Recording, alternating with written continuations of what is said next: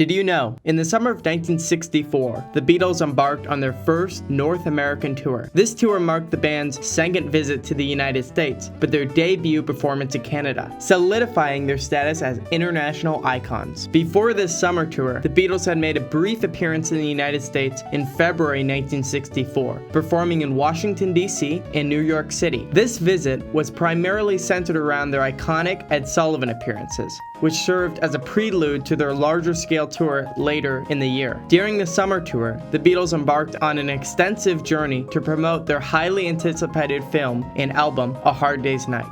The band traveled from California to New York, with hookers, journalists, and adoring fans following their every step. Before I delve into the set list and give my opinions on each of the songs, let's understand my context. This analysis is sourced from listening to every bootleg of these concerts, allowing me to gain some insight into how the songs were typically performed and received by audiences. Throughout this summer tour, the Beatles adhered to a pretty consistent set list, showcasing a blend of their chart-topping hit singles and lesser-known gems. The concert commenced with a high-energy twist and shout. Twist and shout, twist and shout. Come on, baby. A song that never failed to ignite the crowd's enthusiasm. John Lennon's assertive "You can't do that" followed, Because I told you before, oh, you can't do that. with Lennon delivering a rare guitar solo, adding an extra layer of excitement to this song. From there, the band transitioned seamlessly into All My Lovin', All my love, introduced by the charismatic Paul McCartney, whose onstage charm captivated the audience throughout. The infectious energy of She Loves You and Can't Buy Me Love kept the momentum going,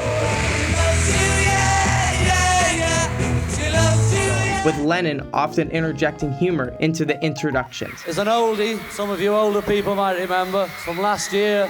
teasing the audience about the age of the song, and mock clapping. After She Loves You, the band's lead guitarist George Harrison, which introduced Paul McCartney's Things We Said Today, which featured Harrison on backing vocals, similar to his backing vocals on All My Lovin' earlier in the set. Despite being a pretty unknown song compared to much of the other songs played, the young Paul McCartney always found a way to breathe life into the vocals of Things We Said Today,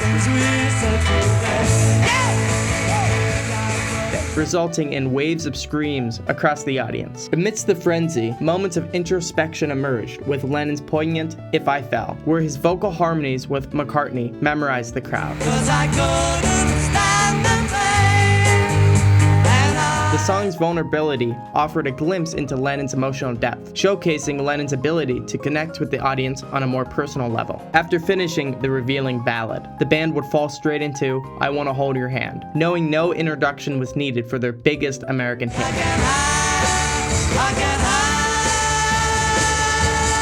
Weirdly enough, it was the song skipped if the band wanted to shorten their already short concert. This was on full display in Vancouver, Canada, where because of a deadly crowd surge, the band skipped it, wanting to leave the venue as soon as possible. The setlist also featured spirited covers such as Roll Over Beethoven and Long Tall Sally, playing homage to the band's early rock and roll influences. Ringo Starr, the band's drummer, even took center stage with his performance of Boys, despite having occasional technical hiccups with his mic. One of the highlights of the setlist was Lennon's penned hit single, A Hard Day's Night, a song that showcased the band's musical prowess and stage presence. With Lennon on lead vocals, McCartney on backup, and George Harrison delivering a rocking solo on his Rickenbacker 12-string. The song showcased the Beatles at the peak of their performing powers. The concert reached its climax with Long Tall Sally. The Beatles unleashed their energy, leaving the audiences exhilarated and craving more.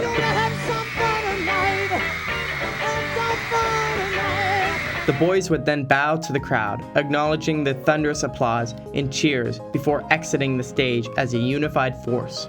Despite facing challenges during their future tours, such as the infamous Bigger Than Jesus moment during their 1966 US tour, the Beatles always held the 1964 North American tour in warm regard. The joy they experienced during this tour remained a cherished memory for the band members, especially Ringo Starr. The sources for this video are Chuck Gunderson's Some Fun Tonight, the backstage story of how the Beatles rocked America, as well as Dr. Robert's YouTube video, The Beatles 1964 1964 US Tour Reconstructed. If you enjoyed this video, don't forget to subscribe to my channel, like this video, and leave a comment on what topic you think I should cover next. Thanks for watching.